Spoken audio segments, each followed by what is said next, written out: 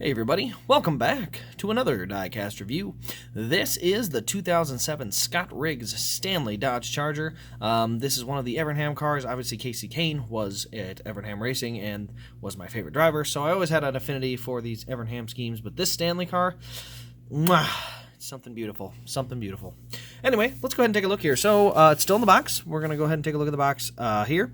You can see we got number 10, we got Stanley, we got Scott Riggs, Valvoline Racing over there. There you see the front end of that car, number 10, and then there's our Scott Riggs signature. Limited edition 2007 Charger. One of the best Evernham cars from 2007, minus maybe the 2007, well, definitely the 2007 Mopar for Kane was better than this car, but otherwise this is a really good looking car. There you see it again. There's our number 10 Stanley Motorsports Authentics.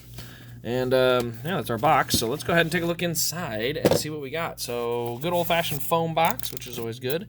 And okay, just gonna throw this out there. Severely underrated and underappreciated part of when we were getting our diecast back in the day, you know, us original collectors, was these socks. These little socks that they put over the car to keep them, like, keep the paint from getting all kind of scuffed up. It just made it feel like you were really getting something cool. I mean, something, like, really nice. I mean, having it in this sock is something very nice. I have an entire bag full of these socks from old diecasts that I've used for either donors or pieces or parts, and I kept all these because when I take my cars to the track to get them signed, I put them in these bags and then I put them in an envelope, and that's because I think these do a better job of just keeping things from rubbing the paint. You know, if I get my fingernail on here, well, this is protecting me from scratching it. But anyway, I digress.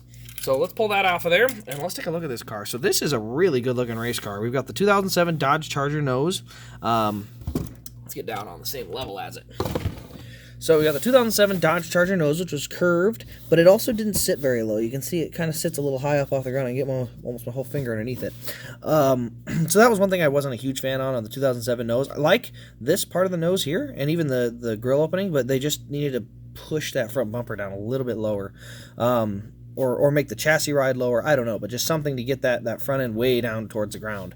But they unfortunately did not do that. So you can see on the front here we got Charger. You can see the little marks where that kind of red stripe goes down. There you see the headlights. We got the number 10 and Valvoline on there. Stanley on the hood and Valvoline as well. Then we get to the left side. You can see we've got the yellow and red kind of tribal flames going on here. There's our red number 10. We got Stanley, Valvoline, Freightliner, Scott Riggs up there on the name rail with the American flag. There you see on the back we got some more of the tool brands. We got Bostitch, Stanley, CST. I'm not sure if that's a big name of the tool brand or what that is, but got next to Cup Series Budweiser, all the contingencies there. You get to the rear of the car, it's all plain black, so we got Dodge and Stanley. There's our fuel cell in the back there. It's kind of hard to see, but it is in there. Valvoline on the rear deck lid. DIN is 549. Roof flaps do pop open on the roof here, and then there's our yellow and red number 10. The number 10 car I honestly always liked the numbers. I like the Evernham numbers. The 19, the 9, the 91. What other numbers did they have at one time or another? 79, I saw that one once. But I always liked the little three little things coming off the back. I thought that always made their numbers pretty cool. But I like their numbers. The 9 was obviously one of my favorites. But, you know, there was just something to those numbers. I loved them. Hopefully Elliott will throw back to them at some point. Unfortunately, now that Mountain Dew's gone, we can't do the Mountain Dew number 9 throwback yet. So we got Stanley, Valvoline, number 10. There's our tailpipes off the right side. And then you see we've got that tribal flame thing going down the side. And then we get back to the nose where we have the yellow and then the black valence, and then we've got the red stripe on there. We'll go ahead and pop the hood open and take a look underneath the hood. There we go. So underneath the hood we got Stanley and Valvoline, and there's our engine detail in there. Solid as could be. I don't know if they actually made this car in Elite. I don't think they did. But somebody can correct me if I'm wrong there. This is just overall one of my absolute favorite paint schemes. That's one of the big reasons I've picked it up. You see those red valve covers, but engine detail good as always. But this car, just in general, I always love the Stanley and the number 10 car, and I think the black and yellow always look really good. Granted, I am from Iowa, so that means the Hawkeyes have their black and yellow.